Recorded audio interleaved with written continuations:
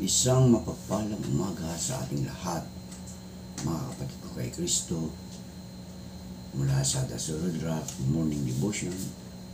Isang kagalakan na muli tayo ay makapagbulay-bulay sa salita ng Panginoon sa umagang ito.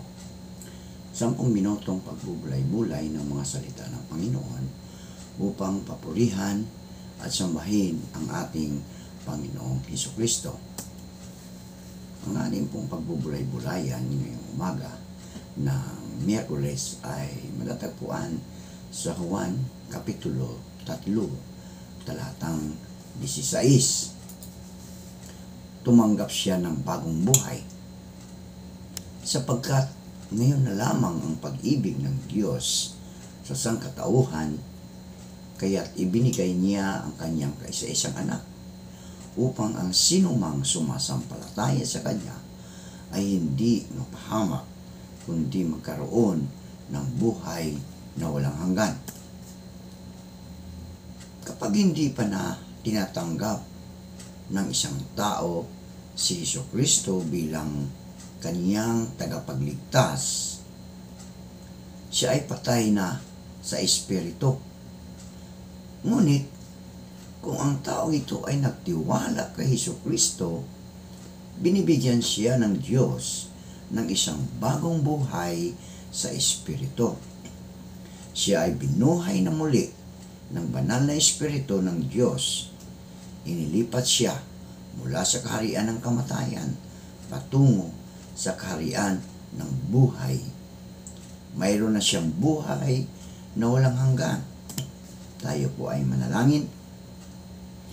Ama naming Diyos na mapagmahal, Ikaw ay napako sa krus dahil sa aming mga kasalanan. Salamat, Panginoon, sa pag-ibig mo.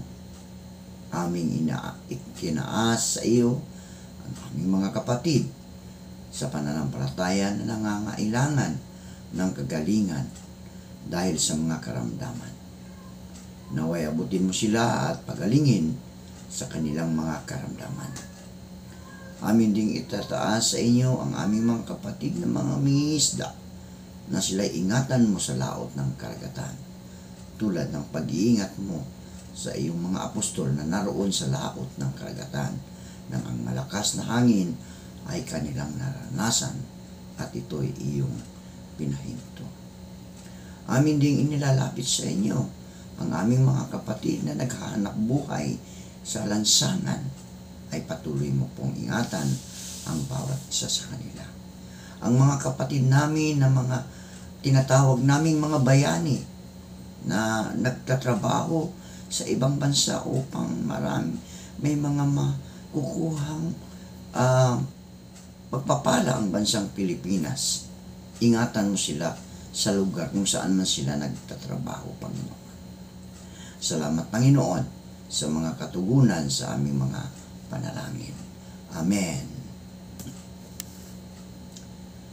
Diniklara ng Diyos na siya ay pinapawalang sala.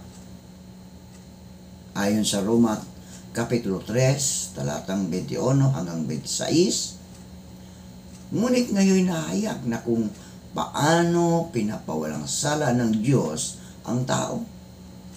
Hindi ito sa pamagitan ng kautusan. Ang kautusan at ang mga propeta mismo ang nagpapatuo tungkol dito.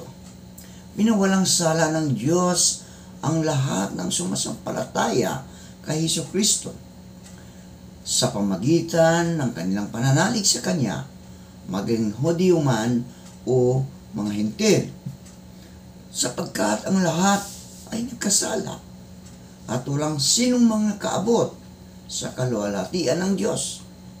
Ngunit dahil sa kanyang kagandahang loob, sila ay pinawalang sala na niya sa pamagitan ni Kristo Jesus na siyang nagpapalayas sa kanila. Siya ang inialay ng Diyos bilang handog upang sa pamagitan ng kanyang dugo ay mapatawad ang kasalanan ng lahat ng sumasampalataya sa Kanya. Ginawa ito ng Diyos upang patunayang siya'y matuwid. Noong unang panahon, nagtimpi siya at ipinagpaumanin ang mga kasalanang nagawa ng mga tao. Ngunit ngayon ay tuwirang ipinapakita ng Diyos na siya'y matuwid at siya ang nagpapawalang sala sa mga sumasampalataya sa Kanya. Sapagkat napawalang sala na tayo sa pamagitan ng ating pananampalataya. Mayroon na tayong mapayapang ugnayan sa Diyos sa pamagitan ng ating Panginoong Hesukristo. Hindi nagkasala si Kristo, ngunit dahil sa atin, siya'y itinuring na makasalanan upang sa pamagitan niya ay maging matuwid tayo sa harap ng Diyos. Sinasabi sa Biblia na lahat ay nagkasala. Lahat ay marumi sa harap ng Diyos dahil sa kanyang kasalanan. Ngunit sinasabi din sa Biblia na itinutuwid ng Diyos ang mga tao. Sa kanyang paningin, kapag nagtiwala sila kay Hesukristo, hindi na kailanman nagkasala si Hesukristo. Kinuha ng Diyos ang kasalanan at karumihan ng bawat tao at ipinatong kay Jesus doon sa krus ng Kalbaryo. Kapag nagtiwala ang isang tao kay Hesukristo, nilalapatan na ng Diyos ng kabanalan ni Hesukristo ang taong iyon. Ikaw yun, kapatid. Kaya, tanggapin mo si Kristo bilang iyong Diyos at tagapagligtas. Kaya't ipinagpapalit natin ang ating kasalanan at karumihan sa kabanalan ni Hesukristo. Saka ipinapahayag ng Diyos na wala na tayong pananagutan sa ating kasalanan dahil ipinatong na ito doon sa krus kasama si Hesukristo na ating tagapagligtas. Binibilang siyang bahagi ng espiritual na pamilya ng Diyos sapagkat hindi espiritu ang pagkaalipin ang iyong tinanggap upang kayo'y mamuhay sa takot.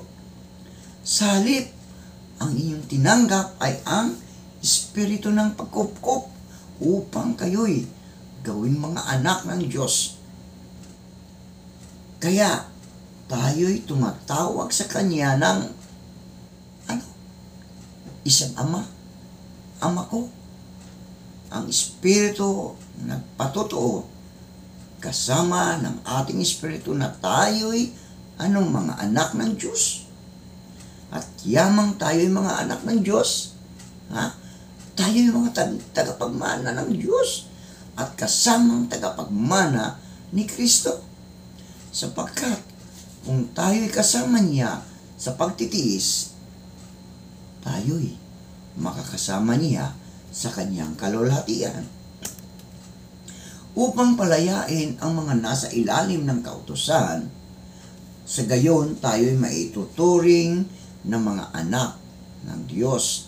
At dahil kayo ay mga anak ng Diyos, isinugo niya ang espiritu ng kanyang anak sa ating mga puso na tumatawag sa Diyos ng Ama, Ama ko. Yamang kayo'y mga anak, mga minamahal ng Diyos. Tularan ninyo sila. Tularan natin ang Diyos na siyang ating tagapagligtas. Hindi lang tayo nabuhay na muli dahil sa Espiritu ng Diyos.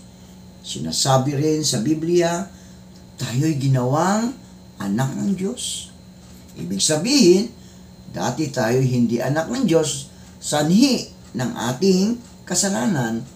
Ngunit ngayon, mga kapatid, ngayon, kapag tinanggap natin si Kristo bilang ating tagapagligtas, itinuturing na tayo ng Diyos na kanyang mga anak. Napakaganda, mga kapatid ko. No? Kapag tayo itinuturing ng Diyos na mga anak, ibig sabihin, tayo'y sumunod sa kanyang kalooban. Tinatamasa na natin ang mga pribilehiyo ng pagiging anak ng Diyos. Ano po ba ang pribilehiyo natin bilang mga anak? Tayo po ay tagapagmana ng ating amang nasa langit. No? Para sa atin din ang lahat ng ipinamamana ng Diyos sa kanyang anak na si Jesucristo. Tanggap siya ngayon at tinuturing na kaibigan ng Diyos. Ito ay sapagkat nang tayo ay kaaway ng Diyos, ipinagkasundo tayo sa Kanya sa pamagitan ng kamatayan ng Kanyang anak. Higit pa riyan. Higit pa riyan. Ngayon tayo ay ipinagkasundo. Tayo ay maliligtas sa pamagitan ng buhay ng Kanyang anak. Hindi lang gayon, kundi tayo ay nagagalak sa Diyos sa pamagitan ng ating Panginoong Jesucristo, na sa pamagitan niya tayo ay nagtamo ng pakikipagkasundo. Kaya kung nakipag-isa na kay Kristo ang isang tao, ano na siya? Isa na siyang bagong nilalang. Wala na ang dati niyang pagkatao. Sa halip ito'y napalitan na ng bago. Ang Diyos ang gumawa ng lahat ng ito. Sa pamagitan ni Kristo, ibinibilang niya kaming mga kaibigan at hindi na kaaway. At pinagkatiwalaan niya kami upang maglingkod. Nang sa gayon, ang mga tao ay maging kaibigan rin niya. Ang ibig sabihin, sa pamagitan ni Kristo, ang mga tao'y ibinibilang ng Diyos na kaibigan at hindi na niya tinatandaan ang kanilang mga kasalanan. Napakaganda. No? Kapag naging kaibigan na tayo ni Kristo, yung ating mga kasalanan, hindi na niya tinatandaan. Kinalimutan na niya yun. Wala na yun. Hindi katulad tayo kapag tayo naging kaibigan. Maaring meron pa tayong mga agam-agam. Mayroon pa tayong reservation sa ating kaibigan dahil nagkasala. Pero ang Diyos, mga kapatid, walang reservation. Lahat ay tinanggal na ang ating mga kasalanan. Diba? So, kami naman, bilang mananampalataya, ay inatasan niyang ibahagi, ipamalita ang kaligtasan ito sa mga taong hindi pa nakakilala sa ating Diyos Ama na siyang ating tagapagligtas. Dati kayo'y malayo sa Diyos at naging kaaway niya dahil sa inyong paggawa at pag-iisip ng masama. Ngunit sa pamagitan ng pagkamatay ni Kristo, tayo ay ginawang kaibigan ng Diyos, nang sa gayon ay maiharap niya kayong banal, walang kapintasan at walang dungis. Dahil sa kaibigan, dahil sa ating kasalanan, tayo ay naging kaaway ng Diyos. Ngayon, tayo ay kaibigan na ng Diyos, na tulad tayo sa isang alibughang anak na umalis sa kanilang bahay at winaldas ang lahat ng yaman. Umuwi siya at humingi ng kapatawaran mula sa kanyang ama. Pagkatapos ay, anong nangyari sa alibughang anak?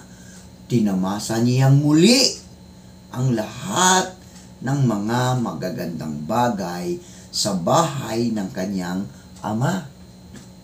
Sa ganitong paraan, tinanggap tayong muli ng Diyos bilang kanyang mga anak, bilang kanyang mga kaibigan.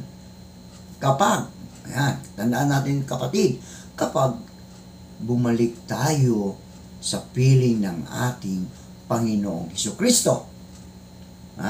Sa kaligtasan, lahat ng magagandang bagay na ito'y nangyayari sa atin kapag nagtiwala tayo kay Jesucristo para sa kanyang pagliligtas.